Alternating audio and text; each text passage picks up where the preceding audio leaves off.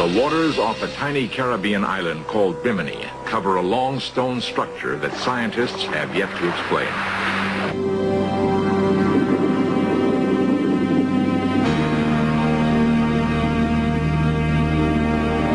The stones appear to be so carefully placed, some people have concluded they are either a road or a wall, perhaps even a remnant of Atlantis. A nearby healing well is supposedly linked to the mystical springs of that lost civilization. While diving near Bimini, a San Diego physician claims discovery of a submerged pyramid, inside which he found a crystal ball. He says this crystal emits a power capable of repelling metal.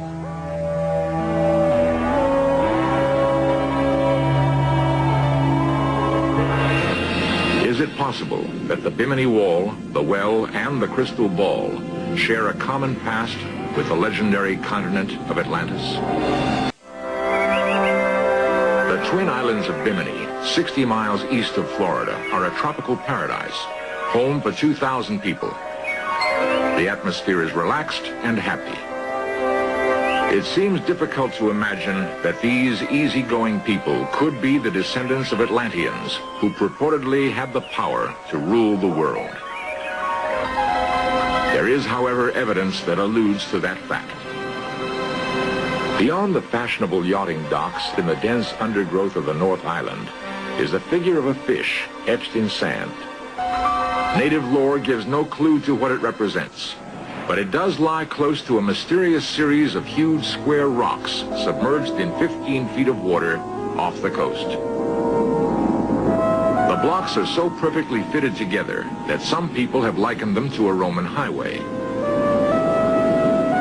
No clues exist to the origin of the blocks. There are claims that they are ordinary beach rock which broke off from the Bimini coastline thousands of years ago. Such formations are common in tropical waters throughout the world. One of those who believes the wall is beach rock is Eugene Shin, a U.S. Geological Survey team member who conducted an analysis of the Bimini Wall. We did two types of things. First, we cored the blocks, and we determined that they were beach rock. And every geologist, and that's dozens of geologists, have looked at those rocks, and everyone has come to the conclusion it's beach rock because it's so easy to recognize. The question is, are those slabs of beach rock in place? Shin and a three-man diving team used hydraulic drills to bore through the rocks. 18 cores were taken. The goal was to determine if the stones had once been part of the coastline. If so, had they fallen into the sea or been carefully placed in position? After drilling down half a foot, the geologist removed the cores and examined them closely. The pattern of the grain indicated that the stones had formed naturally and then at some later date became submerged. This finding led to Shin's own conclusions about the origin of the wall. I think that it's an entirely natural phenomenon, composed of beach rock, as I pointed out earlier, and a combination of a little rise in sea level and the scouring out of the sand underneath has caused the blocks to settle to the bottom. And all of the various shapes can easily be explained by well-known natural phenomenon familiar to all geologists. Shin points to a similar phenomenon occurring at the Dry Tortugas National Park south of Key West, Florida. Could the constant attack of the surf have created the lines in the Bimini Wall, just as it has created these individual blocks in the Tortugas? Other questions remain unanswered. How could the Bimini Wall have dropped 15 feet when the natural erosion rates indicate that it should be no deeper than 3 feet below the surface? More importantly, how could part of the wall run perpendicular to Bimini's coastline? We are left to ponder the possibility that the Bimini stones were so carefully cut and aligned, they are in harmony with existing natural beach rock. This painstaking placement would require sophisticated mechanical tools. Such tools could only be designed and handled by people of superior intelligence. In the 1930s, psychic Edgar Cayce predicted that part of Atlantis would surface in the late 1960s.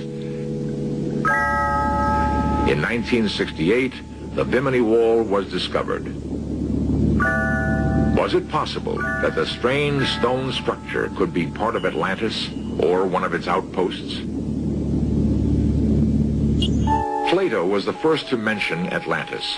While chronicling aspects of the Atlantean people, he claimed that they controlled energy-charged crystals as well as healing wells possessing great curative powers. Healing wells do exist, according to Les Hemingway, author, explorer, and brother of Ernest Hemingway. He had heard of just such a well on Bimini. He and his daughter Hillary agreed to guide us to the site.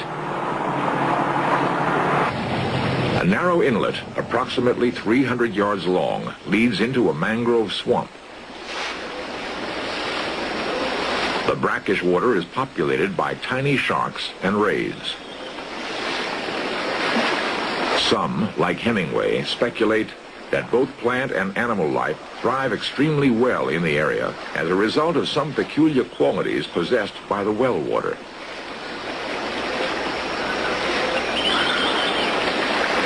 Admittedly, Hemingway is not an expert on the well's special properties as a result of direct personal experience. However, he has concluded that the well itself apparently possesses the power to heal.